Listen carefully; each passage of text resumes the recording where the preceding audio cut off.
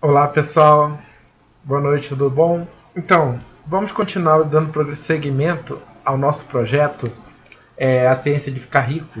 Capítulo 3: As oportunidades são monopolizadas? Será que as oportunidades elas são mesmo monopolizadas? Será que existe um monopólio em que existe aquele mundo dos ricos e que você não pode entrar naquele mundo de jeito nenhum? Essa é a pergunta que eu te faço. Quando a gente faz essa pergunta, o nosso inconsciente ele vai te dar aquela resposta bem áspera. Sim, sim, há um monopólio, há um complô. Os ricos eles não deixam que as outras pessoas sejam ricas, né? A gente fica muito revoltado, assim, há alguma coisa que incomoda a gente dentro de nós mesmos. E eu posso falar para você que isso que incomoda a gente é um dos fatores que estejam travando a gente de conseguir o nosso objetivo, que é a riqueza. Ou seja, a partir do momento que você pensa que as oportunidades elas são monopolizadas, você automaticamente você está colocando os ricos num outro plano, quando na verdade você tem que se igualar ao plano dos ricos, né? Você tem que pensar como os ricos, você tem que agir como os ricos, né? Ter o pensamento de patrão, não o pensamento de empregado, porque se você tiver o pensamento de empregado, você nunca vai deixar de ser empregado, entendeu? Então, as oportunidades elas são monopolizadas? Não, elas não são monopolizadas. O que acontecia há muito tempo atrás, que ainda acontece hoje, mas que graças a Deus isso está mudando muito, é que quem conseguia chegar lá ao sucesso, ela é como se o sucesso fosse um segundo andar. Você subisse aquele segundo andar através de uma escada. Quando você chegasse ao segundo andar, você derrubava aquela escada para que ninguém pudesse alcançar o segundo andar. Por muitos e muitos séculos se fizeram isso, né? Impedir as pessoas de ter aquela ascensão profissional e financeira. Mas isso já caiu por terra. Hoje em dia não é assim. No mundo inteiro não é assim. Só que o que acontece? As pessoas ainda estão condicionadas a essa situação do monopólio.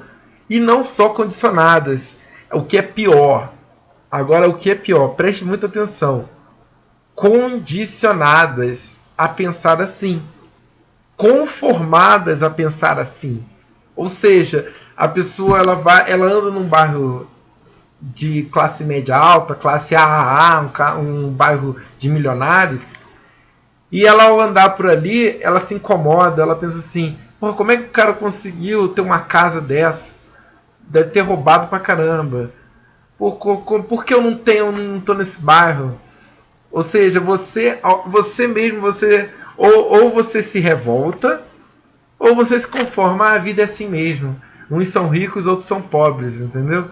Eu tenho que dar graças a Deus ao que eu tenho, acabou. Não é por aí. As oportunidades não são monopolizadas e você não está impedido de atingir a riqueza. Então, acabe de uma vez por todas com esse pensamento. Ao você ver uma pessoa rica, claro, que conseguiu por meios legais, né, a riqueza, até porque a gente vai citar mais à frente as pessoas que não conseguem pelos meios legais, né, ou seja, de não desejar o mal ao próximo, essas coisas todas que a gente já sabe, eu não vou ficar perdendo meu tempo aqui, mas de meio lícito, meio honesto, ou seja, a riqueza de você poder gerar prosperidade para o maior número de pessoas, você servir ao maior número de pessoas, isso é a riqueza que a gente está falando aqui.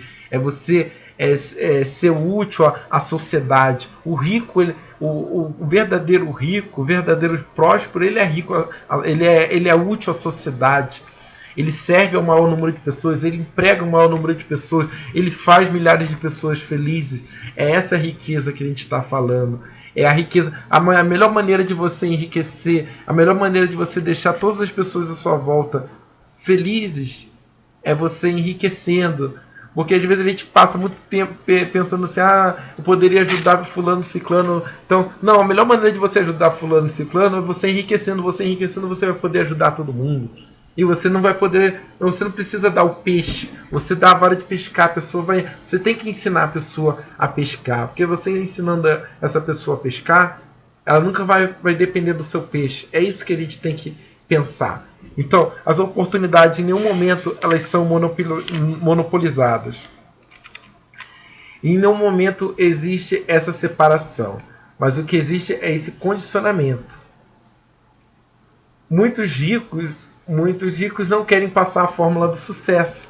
Mas por que eles não querem passar a fórmula do sucesso? Simples, nem eles sabem a fórmula do sucesso.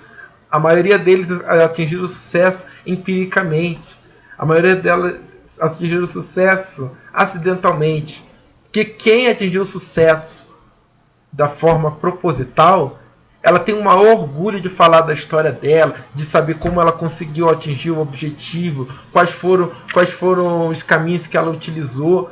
Todo rico gosta de compartilhar o seu sucesso. Pergunte ao rico como ele atingiu o seu objetivo, se for de modo lícito, ele vai passar horas falando sobre a biografia da vida dele. Mas por quê? Porque ele tem orgulho daquilo. Ele vai querer passar para você. Só que quem está disposto a ser discípulo? Quem está disposto a ser humilde, a ouvir? Não, as pessoas não querem ouvir. As pessoas não querem comprar um livro e estudar para ver como é que a pessoa atingiu aquele objetivo. Ou seja, a gente não se interessa. A gente acha que é monopolizado, mas a gente mesmo não corre atrás. Porque é mais fácil falar mal do rico do que verificar como a pessoa atingiu a riqueza. Então esse terceiro capítulo é basicamente sobre isso. Não há monopólio, não há um mundo de ricos e um mundo de pobres. O que há é a lei da atração.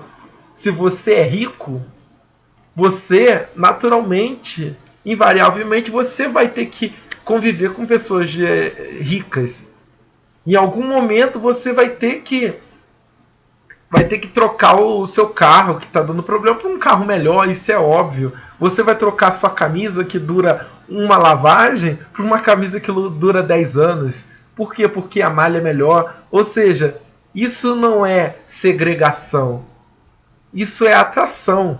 Você, a partir do momento que você atrai a riqueza, você vai estar num nível que você vai atrair semelhantes.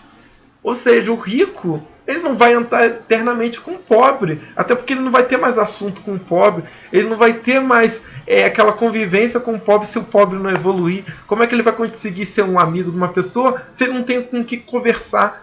Não tem mais afinidade, entendeu? Essa é a questão que a gente tem que entender. Os ricos, eles andam com os ricos porque a riqueza se atrai. Você vai num bar, se você for rico, você vai encontrar um outro rico no bar e você vai conversar sobre a empresa e tudo mais. É um papo muito mais agradável do que você falar com seu amigo que é pobre sobre os problemas da casa dele, sobre o barraco dele que tá com rato, tá com goteira na janela, entendeu? Não estou menosprezando ninguém, eu estou falando só a realidade. O rico, ele está ali porque ele se atrai. Então a gente tem que parar dessa bobeira de que achar que tem um monopólio, de que tem uma lei da conspiração, uma teoria da conspiração contra a nossa vida, porque a gente não conseguiu sucesso. Pare com isso imediatamente. A partir de hoje, faça esse exercício. Abençoe todas as pessoas que são mais ricas do que você. No começo você vai se sentir incomodado, mas depois você vai começar a se acostumar, e isso vai te fazer um benefício, e você, interiormente, você vai meio que se igualando àquelas pessoas, porque você está abençoando. Agora, a partir do momento que você esteja rejeitando aquilo, você não vai querer aquilo para você. Como é que você vai querer alguma coisa que você rejeita? Então você tem que atrair aquilo, você tem que criar afinidade com aquilo. Os americanos, eles chegam a ser radicais. Eles chegam ao ponto, né, os palestrantes americanos sobre prosperidade, sucesso e riqueza, eles falam que você tem que ter amigos mais ricos do que você. E por um certo lado eles têm razão. Por quê? Porque só assim você vai atrair riqueza, você vai saber de oportunidades para conseguir riqueza. Eu não estou falando agora para vocês abandonarem todos os seus amigos pobres, mas que vocês têm que a gente tem que fazer um movimento. Não é só uma atitude, é um movimento. A partir de hoje, se algum amigo reclamar, procura mudar a ótica de visão dele, procura verificar com ele, poxa, mas o que você pode fazer para melhorar isso? Faça essa simples pergunta. Ao invés de ele ficar no porquê, pergunte como. Mas como você pode melhorar? Uma simples mudança no questionamento já traz uma perspectiva diferente. Então vamos analisar isso. Se a pessoa reclamar alguma coisa, mas como você pode melhorar isso? O que você pode fazer para melhorar? Como a gente pode te ajudar a crescer? Ou seja, vai impedir que ele reclame, você não vai baixar sua frequência para uma frequência inferior, e você também vai quebrar essas mentalidades negativas. Tá ok, pessoal? Esse capítulo é bem rápido e a gente vai seguir com a nossa próxima aula. Um grande abraço e até a próxima.